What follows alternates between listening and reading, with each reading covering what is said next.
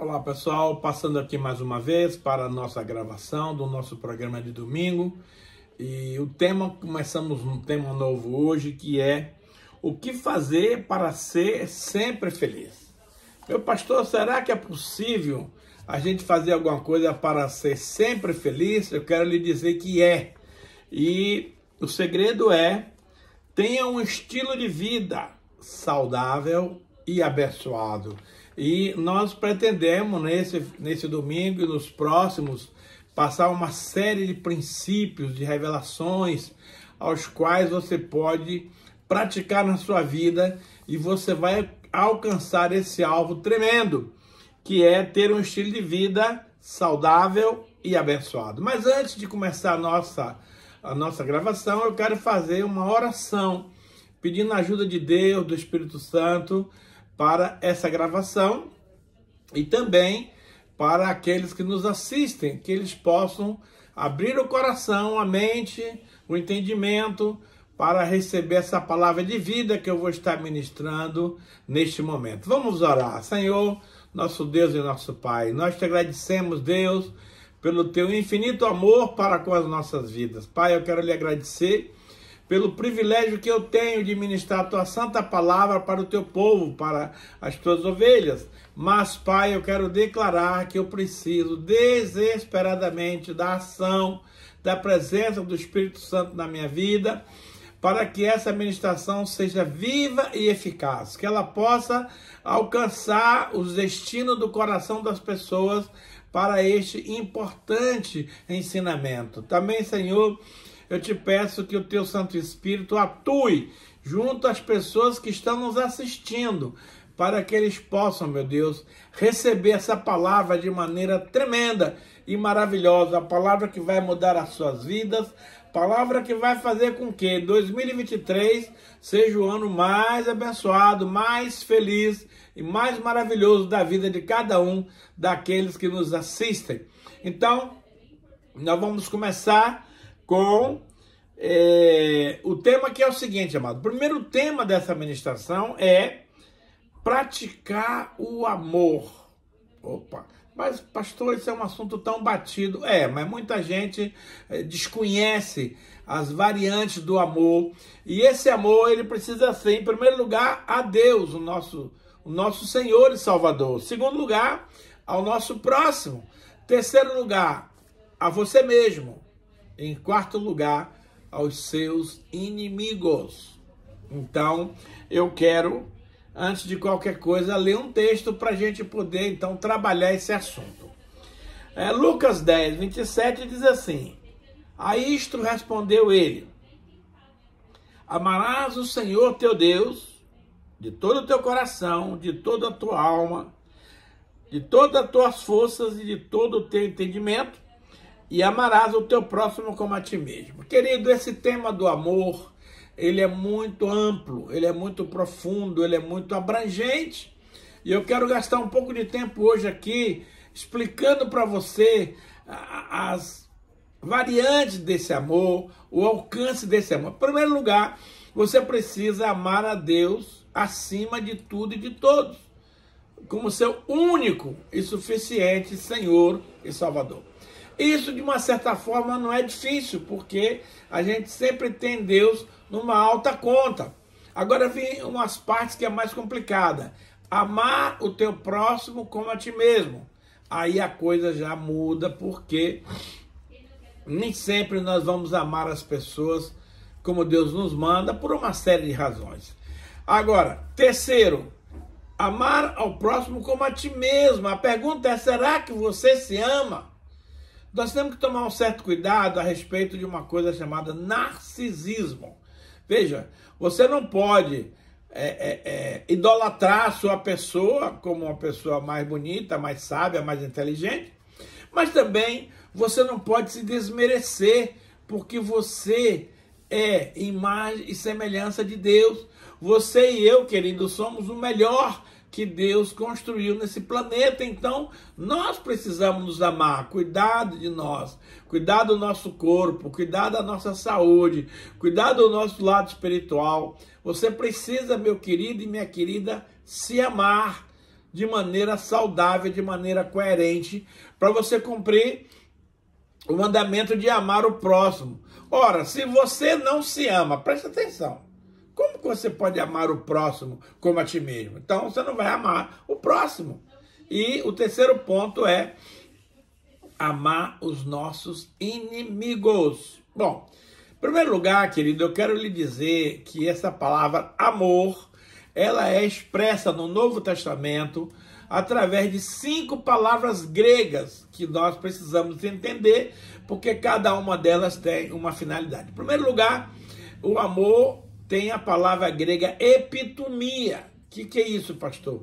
É o amor sexual, é o amor paixão, é o amor carnal, né? Esse amor, ele é destinado única e exclusivamente para as pessoas casadas legalmente. Um solteiro que pratica o sexo, ele está praticando a fornicação. Um casado que pratica o sexo com outra pessoa que não seja sua esposa, ele está praticando a prostituição. Então, veja bem, esse amor epitomia não é para qualquer um. É o amor maravilhoso que a sociedade conhece como, vamos fazer amor, vamos fazer sexo. Não, isso aí a palavra é epitomia e não pode ser usada generalisticamente. É um privilégio dos casais casados legalmente. Em segundo lugar, tem uma outra palavra chamada storge, com S mudo. Essa também é destinada aos casais. Por exemplo, esse storge é um amor cúmplice, é um amor sacrificial. Por quê? Vou dar um exemplo prático. Tem casais, homem e mulher, que roncam. Então, durante a noite, muitas vezes você sai da sua cama para ir para o sofá, porque você não aguenta o ronco da pessoa amada. Mas já existe hoje vários tratamentos, vários remédios. Não justifica você dormir fora da cama do seu cônjuge porque um ronca. Mau hálito, isso é uma coisa que também pode ser corrigida através da sua ida no médico. Enfim, o amor storge é aquele amor que você tem dificuldade, que você não curte muito, mas por amor ao seu cônjuge, você termina exercitando esse amor. Então, é um amor maravilhoso que também é destinado às pessoas casadas.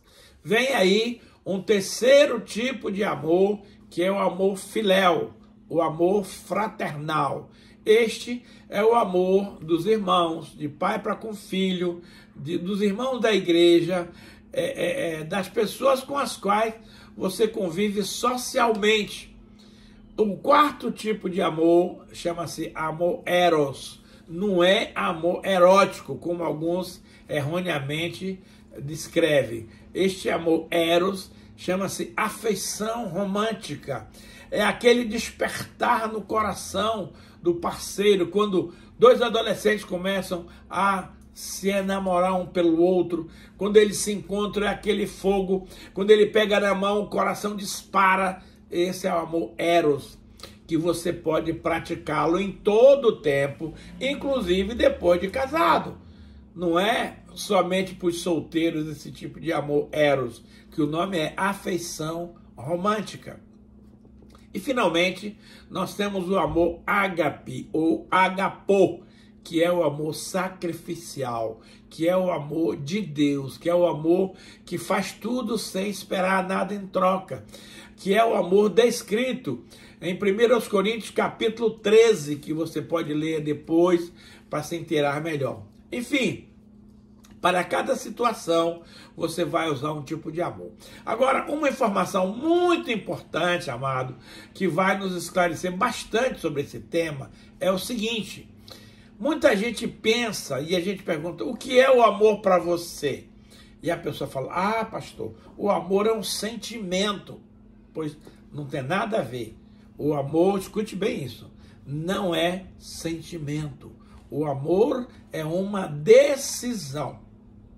Eu decido amar minha esposa, somos casados há 52 anos, né? Quando a gente se casou, eram dois jovens muito charmosos, muito bonitos, muito magrinhos.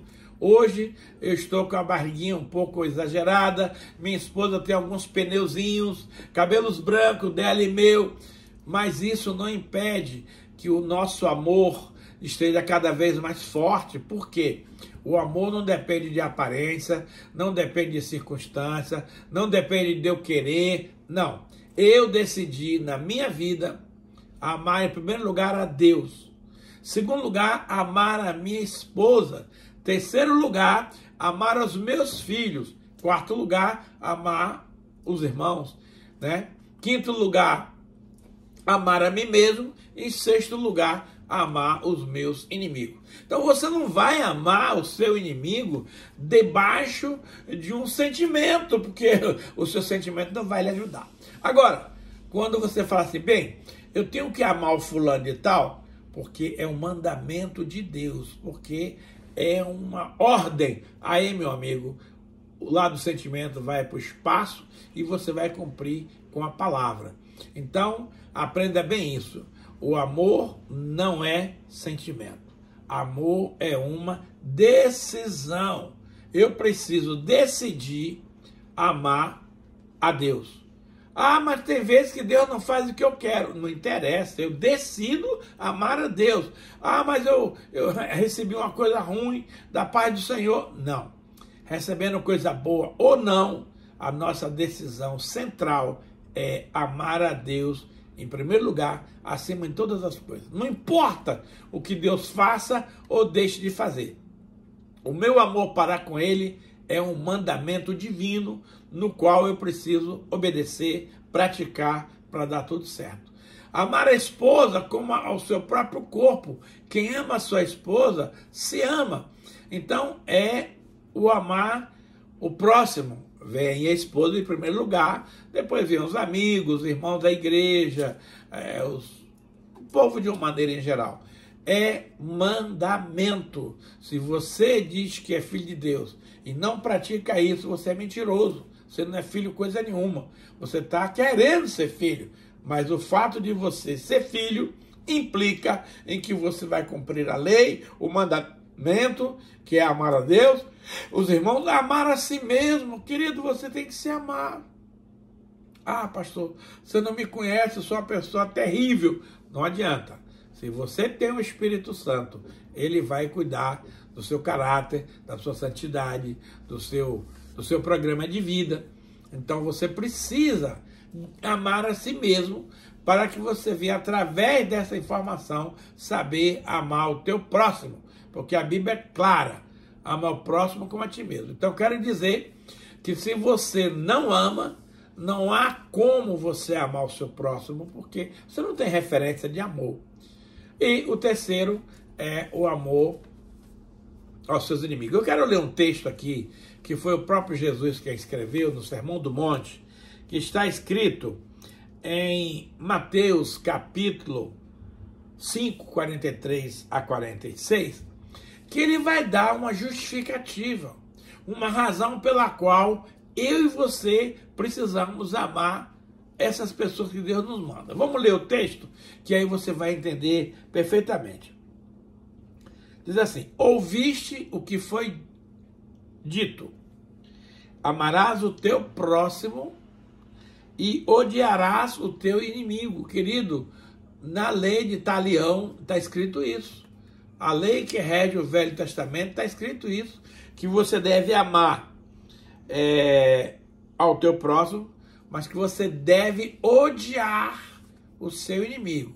E tem muita gente boa hoje, na Nova Aliança, nos nossos dias, praticando esse ensinamento, até usando a Bíblia, amado, como justificativa. Mas ele se esquece que Jesus disse o seguinte: eu, porém, vos digo, Jesus veio e alterou esse mandamento, mudou, e agora você não tem desculpa. Eu, porém, vos digo, amai o vosso inimigo, ponto final, e orai pelos que vos perseguem. Interessante que ele não manda você amar os que vos perseguem. Não, ele diz que é para orar, para que Deus mude esse comportamento indistinto do camarada querer lhe perseguir. Agora, olha por que eu e você precisamos praticar esses dois mandatos. Amar o inimigo e orar pelo que nos persegue. Para que vos torneis filho do vosso Pai Celeste. Amado, se você não praticar, presta atenção, esses dois mandamentos aqui, você não é filho do vosso Pai Celeste. Ô pastor, você pegou pesado. Não, eu vou explicar logo em seguida aqui. Olha só. Porque ele faz nascer o seu sol sobre maus e bons. Veja, Deus não faz acepção de pessoas para dizer assim, não, para os meus filhos eu vou mandar o sol. Para os que não são filhos, são as criaturas, eu vou mandar a escuridão. Não. Ele diz aqui que ele manda o sol sobre maus e bons. Então, se Deus faz isso, eu e você que somos filhos dele, não podemos fazer de maneira diferente. Ele vai mais além. E ele faz vir a chuva sobre justos e injustos. Amado, já pensou quantos agricultores que nós temos que não são cristãos? Mas todo ano, Deus fielmente manda chuva sobre a sua plantação, sobre a agricultura, para que tanto os filhos de Deus como as criaturas de Deus possam realizar suas colheitas. Ah, amado, que coisa linda! Então, como Deus ama essas pessoas, eu e você, como filhos de Deus, não podemos agir diferente. Agora, se você não é filho, aí é problema teu. Eu não tenho nada a ver com isso. Meu negócio aqui é pregar para os filhos. Mas ele vai mais além. Olha o que ele diz aqui. Porque, olhe bem, se amardes os que vos amam, é muito gostoso amar quem nos ama. Que recompensa tendes? Você está amando porque ele te ama, então está tudo certo. Não fazem os publicanos também o mesmo? Ou seja, quem não é cristão pratica o mesmo princípio. Ama quem te ama. Agora, Jesus disse em Mateus 5,20 a seguinte frase: se a vossa justiça como cristão não exceder, não ultrapassar em muito a justiça dos escribas e fariseus, jamais entrareis no reino de Deus. Pesado isso, hein? Você está pensando que ser cristão é fritar bolinho, é qualquer coisa? Não, meus amados, é coisa séria. Implica em mudança de mente, implica em mudança de atitude, implica em mudança de comportamento. Não precisamos mudar para nos tornar filho do vosso Pai Celeste. Porque ele manda o sol para os bons e para os maus, ele manda a chuva para os justos e para os injustos. Então você e eu não somos maiores do que Deus para querer fazer distinção entre vou amar fulano, mas não vou amar cicrano. Não. A ordem é amar em primeiro lugar a Deus, acima de tudo e de todos, porque ele é o nosso Senhor, nosso patrão, nosso dono. Em segundo lugar, amar o nosso semelhante, os nossos irmãos, nossos amigos, né? Terceiro lugar, amar a si próprio, porque essa é a condição necessária para você poder amar o seu semelhante. E olha, gente, eu quero lhe dizer que tem pessoas que não se amam, e isso é grave. Isso é um grave mal que eu vi debaixo do sol. Quarto lugar, nós precisamos amar os nossos inimigos e orar pelos que nos perseguem. Querido, é fácil fazer isso, pastor? Não, não é fácil. Mas é a única maneira de mim e de você alcançar os altos projetos de Deus para nossas vidas. Porque ser crente, como muita gente é por aí, não tem vantagem nenhuma, meu amado. Você tem que fazer a diferença. As pessoas têm que olhar para você e dizer, poxa vida, eu quero ser como esse fulano aí, que é uma pessoa amorosa, íntegra, maravilhosa. Isso nós precisamos fazer. Porque se você é crente, mas você faz acepção de pessoas, você persegue os outros, você não ama os teus inimigos. Lamento lhe informar, meu querido e minha querida, você não é crente não. Porque dizer que é crente todo mundo diz. Mas Abraão foi um dos caras que Deus disse, como o crente Abraão. Abraão tem o título de crente na Bíblia, porque ele era uma pessoa que cria em Deus. E ele fazia as coisas conforme as orientações de Deus. Então, meus amados, temos mais ainda aqui coisas sobre o amor que vão nos edificar bastante. Em 1 João, capítulo 4, 7, 8, diz o seguinte: amados, você perceba como um homem que algum tempo atrás era chamado de filho do trovão, João e o seu irmão Tiago. Eles eram bravos, nervosos, queria bater em todo mundo. Chegaram numa pousada lá em Samaria, e só porque o dono da pousada recusou receber Jesus porque era judeu, ele queria descer fogo do céu e queimar todo mundo. Mas olha a transformação que Deus faz no coração das pessoas. Esse mesmo João que queria queimar os samaritanos, ele é conhecido como o apóstolo do amor. E aí ele diz para nós o seguinte: amados, ele nos chama de amados. Amemo-nos uns aos outros. Olha aqui. Porque o amor procede de Deus. E todo aquele que ama é nascido de Deus e conhece a Deus. Olha só. Aquele que não ama não conhece a Deus, pois Deus é amor. É muito interessante quando você lê a história de Jó, e nós vamos falar sobre ele daqui a pouco.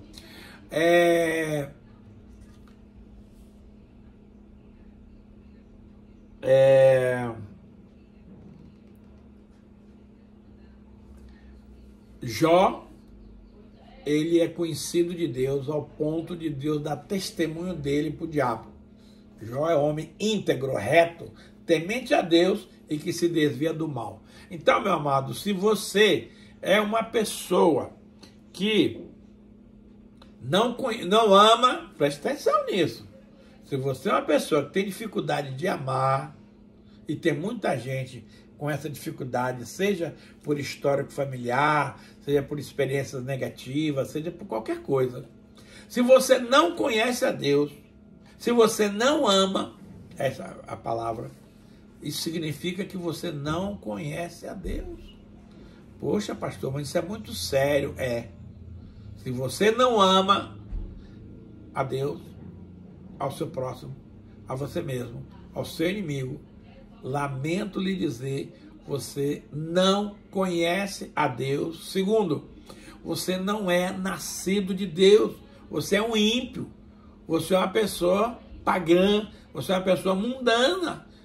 Mesmo que você tenha 20 anos de igreja, seja presbítero, seja pastor, seja apóstolo, seja querubim, serafim, seja lá o que for. Lamento lhe informar, meu querido, que você que não ama, que não gosta de amar, que tem dificuldade de amar. Primeira coisa, você não conhece a Deus. Por quê? Porque Deus é amor. Então, se você não ama, não conhece a Deus. Segunda coisa, você não é nascido de Deus ainda. Eu quero lhe desafiar a mudar o seu conceito, a mudar o seu ponto de vista, a estudar com mais profundidade esse assunto, para você passar no crivo. Olha só, porque Deus é amor.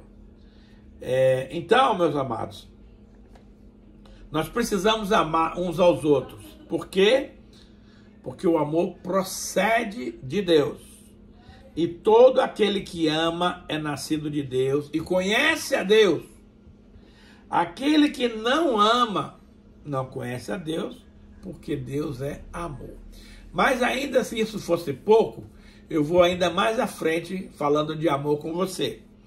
1 João 4, 18 a 21, diz o seguinte: no amor não existe medo. Gente, para um pouquinho e pensa, será que você tem medo de alguma coisa? Tem muita gente boa que tem medo de barata, tem medo de quarto escuro, tem medo de elevador, tem medo de um monte de coisa. Então, meu amado, eu quero lhe dizer que se você tem medo, você precisa do amor de Deus.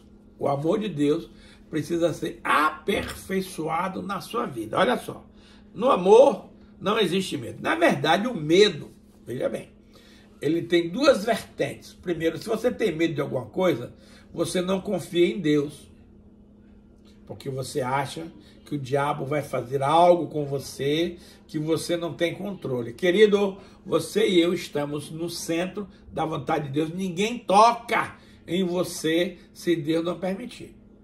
Então, mande o medo para fora, porque o medo é um espírito maligno que vem para te atormentar, que vem para tirar a tua paz, que vem para te paralisar. O amor, meus amados, é falta de confiança em Deus. É um espírito maligno e a gente precisa vencer esse medo através do amor. Olha que o texto continua a nos ensinar. No amor não existe medo. Antes, o perfeito amor de você para com Deus, de Deus para com você, lança fora todo medo. Eu não tenho medo de nada. Por quê? Porque Deus cuida de mim. Deus não vai dormir, não vai toscanejar. O guarda de Israel permanece em todo o tempo acordado. Não há por que ter medo. Se eu fizer alguma coisa errada, o diabo tem isso. Quando você comete um erro e fala, agora o Senhor vai te pegar. Não vai. Mesmo você pecando, querido, você continua sendo filho. E nenhum pai vai deserdar, abandonar o seu filho porque ele cometeu um erro. Agora, se você cometer um erro, é normal, todo mundo comete. O Espírito Santo imediatamente vai te dar um toque, vai te dar uma dica. E você captou, seja humilde, sincero e se submeta a Deus. Peça perdão. Se você ofendeu um irmão, um amigo, um parente, um conhecido, seja macho. Vai lá, pede perdão. Ah, mas eu vou me humilhar. E daí? Os que se humilham serão exaltados por Deus. E os que se exaltam serão humilhados, abatidos pelo Senhor. Então, o pecado da nossa vida não é o fim da linha. É um momento de você se acertar, de você se corrigir, de você voltar atrás, se arrepender, pedir perdão e restaurar a comunicação. Então ele diz assim, ó, no amor não existe medo. Antes, o perfeito amor lança fora todo medo. Agora, olha o detalhe. O medo produz tormento. Meu irmão, minha irmã, não tem coisa pior na sua vida e na minha vida do que você viver atormentado pelo medo. Você não consegue dormir, você não consegue comer, você não consegue ser feliz, você está completamente enrolado. Não tem necessidade, porque Deus, o verdadeiro amor de Deus, lança fora da sua vida, da minha vida, todo o medo. Olha só. Ora, o medo produz tormento. Logo, aquele que teme não é aperfeiçoado no amor. Digamos assim, que o medo é a ausência do amor de Deus. Se você sente medo de algumas coisas, você precisa buscar ajuda do seu pastor, do seu líder de célula, do seu apóstolo, para tratar esse assunto contigo, porque você não consegue ser feliz. Olha que no tema da nossa administração é o que fazer para ser sempre feliz. Então, alguém que sente medo não vai poder ser feliz. Mas isso é um assunto que você pode resolver em Deus. Deus está pronto para te resolver disso. E aí, ele continua. Continuando, ele diz aqui, ó. Nós amamos a Deus porque Ele nos amou primeiro. Ô, gente, não é você que aceitou Jesus. Jesus te chamou. Jesus te chamou. E aí cabe a você corresponder a esse amor. Nós amamos porque Ele nos amou primeiro. Então a pergunta é, por que eu devo amar a Deus acima de todas as coisas? Resposta, porque Deus me amou primeiro. Então, assunto claramente explicado e encerrado. Agora, se alguém disser, e aqui, meu querido, ninguém escapa disso aqui, ó. Se alguém disser, amo a Deus, e odiar ao seu irmão, ele é mentiroso. Oh. Será que tem alguns cristãos que dizem que amam a Deus, mas odeiam alguns irmãos? Tem. Querido, te cuida, porque se você não corrigir isso, você não vai subir. Você não vai para a glória. Pois aquele que não ama a seu irmão, a quem vê, olha o detalhe. Você diz que ama a Deus, mas odia seu irmão, você é mentiroso. Aí ele vai explicar o porquê disso. Porque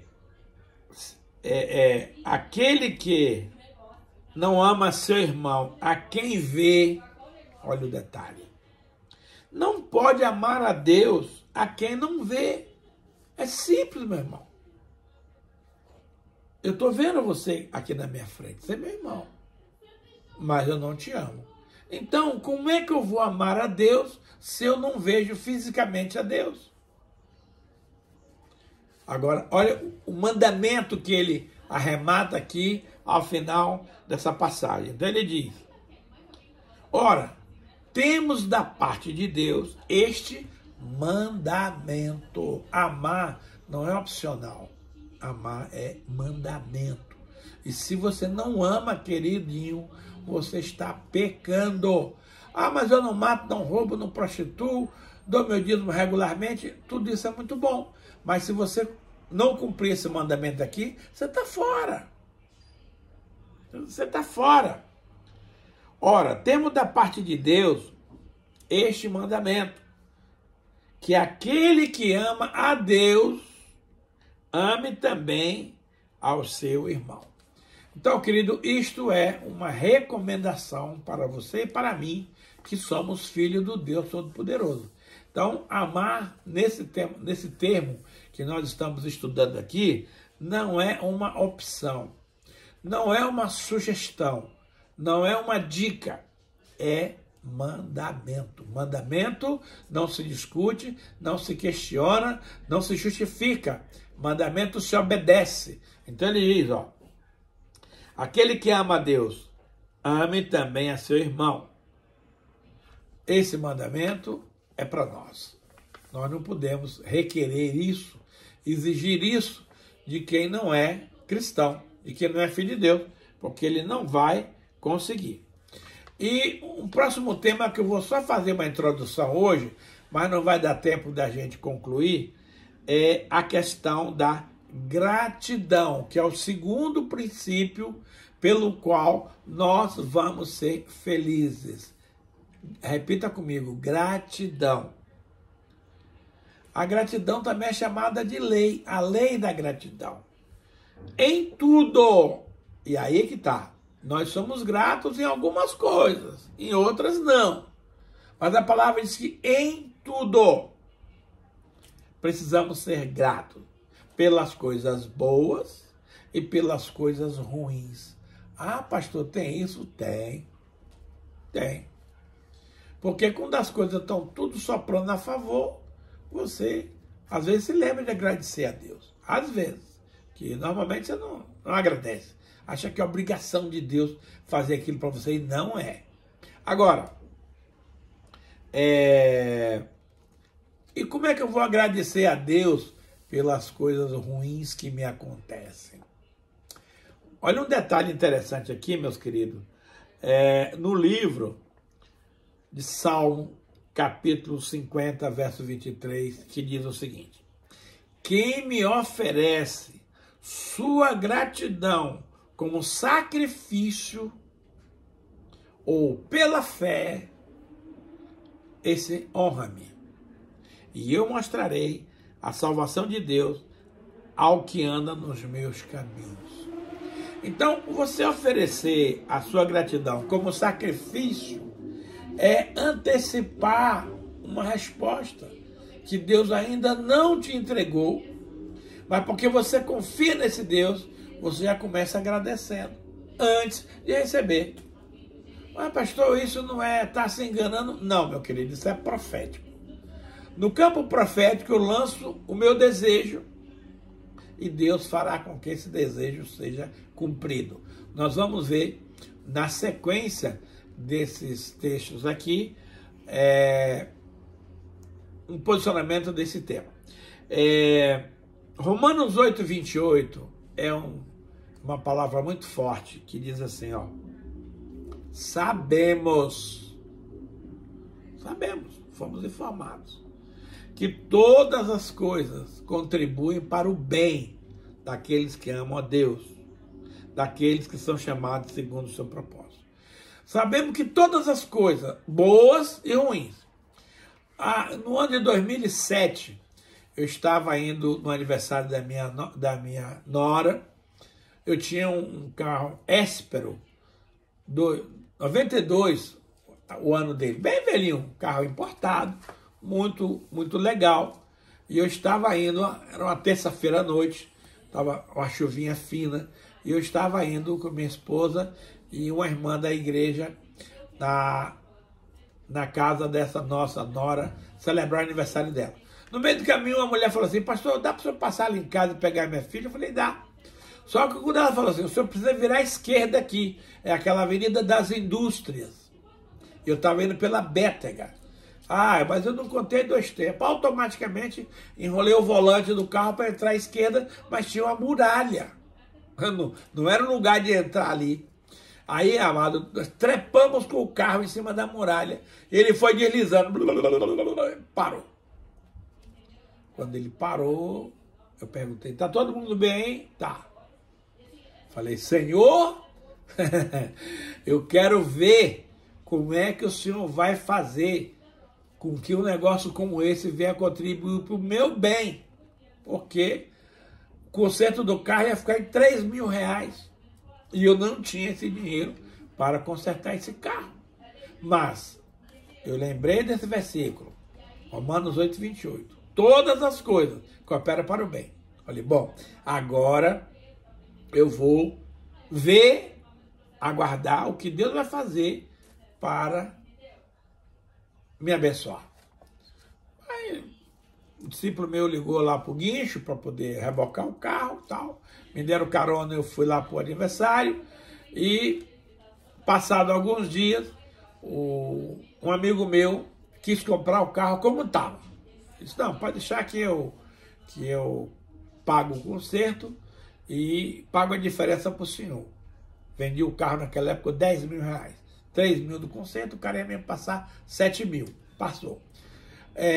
Fiquei uns 15 dias a pé e um dia um discípulo meu que andava muito comigo falou, pastor, vamos ver uns carros por aí. Eu falei, cara, você tá brincando. Vamos ver carro. Eu não tenho dinheiro para dar de entrada, não tenho avalista, não tenho nada. Como é que eu vou? Não, vamos ver. Vamos lá. Bom, eu resolvi seguir a onda. Fomos ali na Honda, mas não botei muita fé na vendedora, que também não botou fé em mim. Falei, não, aqui não dá. Descemos adiante ali na Mário Tourinho e paramos no Espaço Toyota. E aí a mulher deu o maior crédito, ela achou que eu era o cara. E deu a maior força para mim, falou sobre o Espero, que antes eu queria comprar um BMW.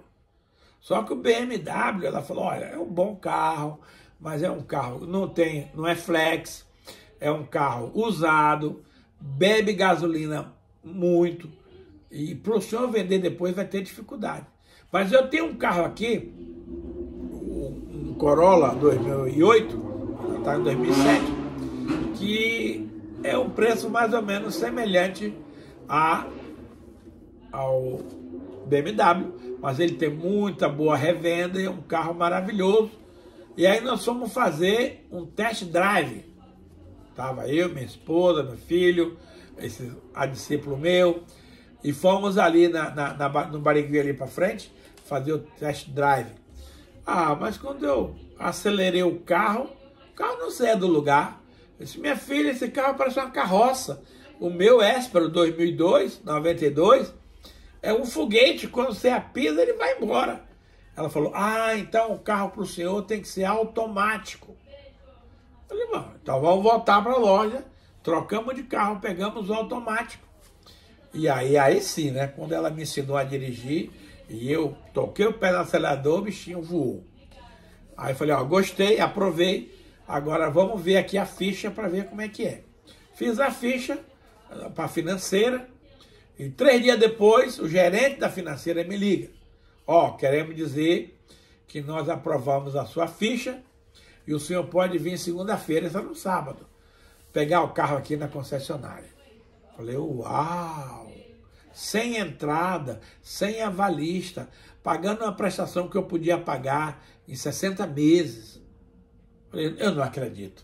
Fiquei na minha, mas quando foi na segunda-feira eu fui lá e peguei o carro, assinei os papéis, e falei, meu Deus. Aí o Espírito Santo falou, tá vendo como é que tudo coopera para o teu bem?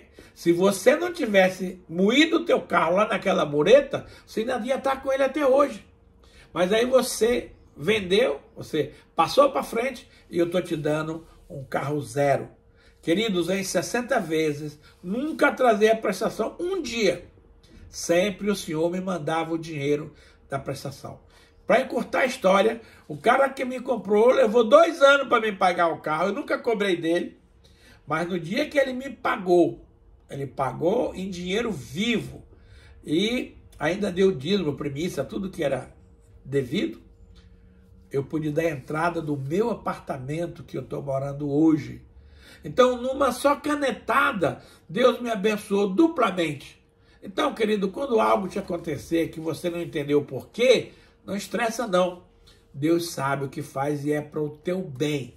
Eu quero te dar a oportunidade agora de você plantar uma semente. Eu vou te dar os Pix da igreja para você fazer o seu Pix. 41 99979 6625 039 028 035 68 e no Itaú ap.eliezer.almeida.com.br.hotmail.com. Então, Deus não precisa do seu dinheiro, mas você está tendo uma oportunidade agora de plantar uma semente no reino de Deus para realizar uma grande colheita. É simples, meu querido. Pega o teu celular aí, faz um Pix para um desses números que eu te dei e você vai experimentar a bondade, o amor e o cuidado de Deus. Deixa eu orar abençoando você. Pai, muito obrigado pela palavra que foi pregada hoje aqui, muito tremenda. Nós queremos, Senhor, tomar posse disso para viver uma vida gloriosa, maravilhosa no ano de 2023. Também abençoa, Paizinho, nesse momento, aqueles que plantaram uma semente de amor no nosso ministério, para que eles experimentem a bondade, o amor e a multiplicação de Deus na nossa vida. Sabemos, Senhor, que só colhe quem planta. Então, meu Deus, que Tu possa estar abençoando nesse momento todos aqueles que estão nos assistindo e que o Senhor os faça prosperar na saúde, na alegria, na paz, no sucesso, na família, no ministério, no trabalho, em todas as áreas. Obrigado, Senhor, pelo privilégio que Tu me concedes de pregar a Tua palavra para os Teus filhos, Senhor, para a edificação da Tua igreja, para uma palavra que transforma, que muda. E eu profetizo, meu querido, para você e para mim, para nós, 2023, um ano de grandes realizações, porque Deus é fiel, porque Deus é tremendo, porque Deus nos ama, Ele tem prazer em nos abençoar. A semana que vem, nós vamos dar continuidade a esse assunto, querido, para você aprender a andar em felicidade na presença do Senhor. Eu te abençoo em nome de Jesus. Amém.